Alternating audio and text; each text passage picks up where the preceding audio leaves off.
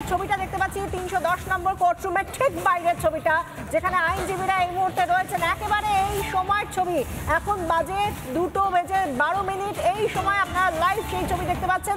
ঠিক যে এজলাসে জাজমেন্ট পড়া হবে তার ঠিক বাইরের ছবিটা আপনারা দেখতে পাচ্ছেন। আইনজীবীরা ভিড় করে দাঁড়িয়ে রয়েছেন সেখানে। আর মাত্র কিছুক্ষণের অপেক্ষা, তারপরই সাজা শোনানো হবে। আর কিছুক্ষণ পর সঞ্জয়ের সাজা ঘোষণা।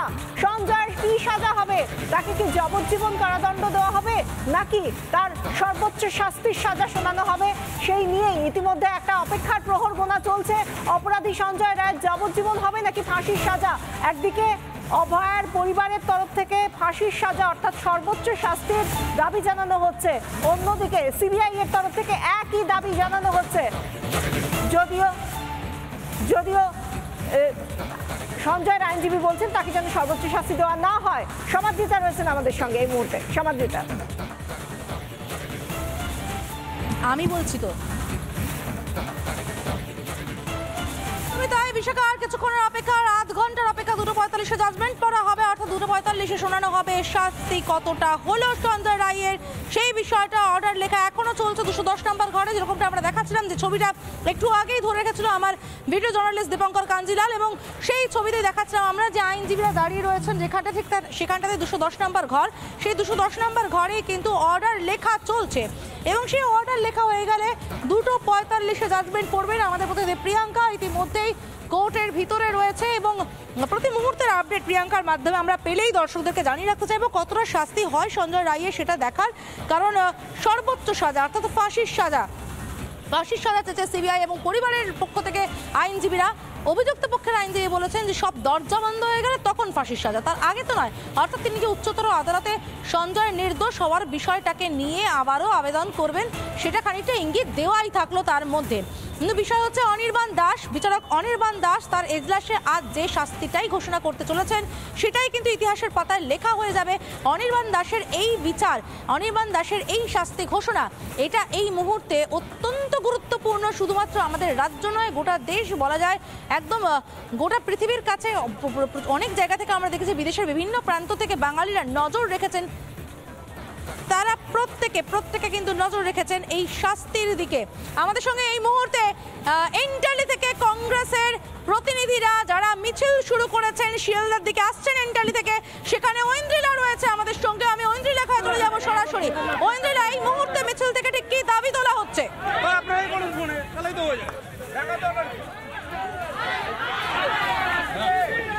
একদমই দেখো সমাদৃতা এবং বিশাখা, এই মুহূর্তে বিধান ভবনের কাছ থেকে এই মুহূর্তে মিছিল শুরু হয়েছে। মিছিল যেদিকে এগোচ্ছে সেটা শিয়ালদা, এবং আমরা জানি শিয়ালদা কোর্টে আর কিছুক্ষণের পর সঞ্জয় রায়কে কি সাজা দেওয়া হয় সেটা ঘোষণা করা হবে। কিন্তু তার আগে যারা এই মুহূর্তে রয়েছে, শুভঙ্কর সরকার প্রদেশ কংগ্রেসের সভাপতি, তার পাশাপাশি যারা অন্যান্য নেতৃত্ব বলছেন, আমি একটু শোনার চেষ্টা করব। এই মুহূর্তে আমি সরাসরি শুভঙ্কর সরকারের কাছে যাবো, একটু জানার চেষ্টা করব যে কংগ্রেসের তরফ থেকে কি বার্তা দেওয়া হচ্ছে। শুভঙ্কর, আজকে কি বার্তা দেওয়া হবে? আর কিছুক্ষণ পর তো সাজা। দেখুন, সবটাই মোটিভেটেড হয়ে গেছে। রাজ্য সরকার, কেন্দ্রীয় সরকার একাকার হয়ে গেছে। সঠিক বিচার হচ্ছে কিনা আমরা বুঝতে পারছি না। তার কারণ আমরা মনে করি যে পশ্চিমবাংলার বুকে জাস্টিস ফর আরজিকর একটা দৃষ্টান্ত হতো। আমরা বুঝতে পারছি না যে মহামান্য আদালত কি বিচার দেবেন, না বিচারের বাণী নীরবে নিভৃত। কি বিচার চাইছেন, কি চাইছেন আপনারা? আমরা চেয়েছিলাম যে আরজিকরের এই ঘটনাটি কোনো শুধু লালসার শিকার, না এর পেছনে লালসাকে সামনে রেখে বড় কোনো ক্রাইম, সেটার উত্তর আজ পর্যন্ত কলকাতা পুলিশ, রাজ্য পুলিশ, সিবিআই কেউই কিন্তু দিতে পারেনি।